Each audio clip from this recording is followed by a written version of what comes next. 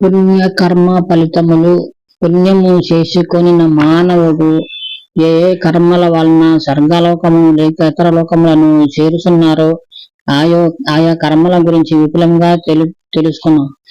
ఈ భారతదేశమున బ్రాహ్మణులకు అన్నదానము చేసినచో అన్నము మెతుకులు ఎన్ని ఉన్నవో అన్ని సంవత్సరములు స్వర్గలోకమున సుఖపడును. అన్నదానమును మించిన దానము లేనే లేదు. అన్నదానము చేయి సందర్భమున మంచివాడు చెడ్డవాడు అని పాత్ర పరీక్ష గాని కాల నియమము గాని తగదు.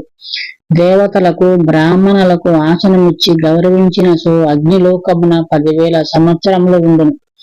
బ్రాహ్మణులకు పాలిచ్చి ఆవును దానము చేసినతో ఆ దేనివు శరీరమున ఎన్ని ఎంట్రుకలు ఉన్నవో అన్ని సంవత్సరములు వైకుంఠమున ఉండవచ్చును. ఆ దేనివు పుణ్యదినమున దానము చేసినచో 4 రెట్లు ఎక్కువ ఫలితం పొందును. శ్రీమన్నారాయణుడు పుణ్యక్షేత్రమున దానము చేసినచో 1 కోటి రెట్లు ఎక్కువ ఫలితము పొందును. బ్రాహ్మణులకు ఆవును భక్తితో దానము చేసినచో 10,000 సంవత్సరము చంద్రలోకమున ఉండి గౌరవము పొందుచుండును. అప్పుడే ప్రసవించిన ఆవును దానము చేసినచో ఆ ఆవు శరీరమున ఎంట్రుకలు ఎన్ని ఉన్నవో అన్ని సంవత్సరము వైకుంఠమున గౌరవమును పొందును. బ్రాహ్మణులకు వస్త్రముతో పాటు సాలగ్రామము దానము చేసినచో సూర్య చంద్రులు ఉన్నంత వరకు వైకుంఠమున ఉండును.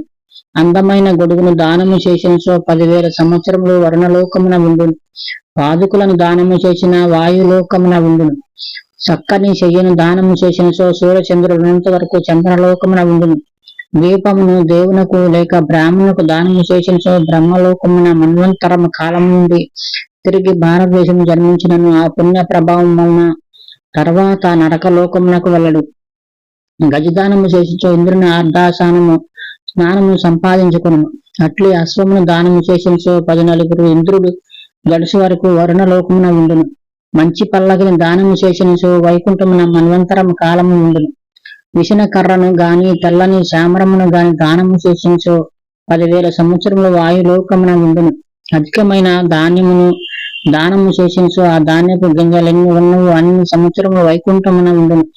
ఆ తర్వాత తిరిగి మానవుడై పుట్టినను సుఖముగా ఉండగలడు. ఎల్లప్పుడూ శ్రీహరి నామ జపము చేయువాడు చిరంజీవిగా ఉండును. మృత్యువు అతనిని చూసి పరిగెత్తును.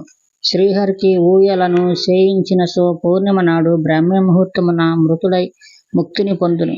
ఈ లోకమున సుఖముగా ఉండి చనిపోయి వైకుంఠమునకేకి అచ్చట శతమన్వంతర కాలము సుఖముగా ఉండును. ఉత్తర పాల్గొన నక్షత్రమున చేసిన దానము చాలా శ్రేష్టమైనది. దాని వలన 2 ఫలము లభించును. అతడు కల్పాంతము వరకు బ్రతుకునని బ్రహ్మదేవుడు తెలిపెను. నువ్వులను దానము చేసినచో నువ్వు గింజల సంఖ్య గల సంవత్సరములు వైకుంఠమున ఉండును. తర్వాత మానవుడై పుట్టినను సుఖముగా ఉండును.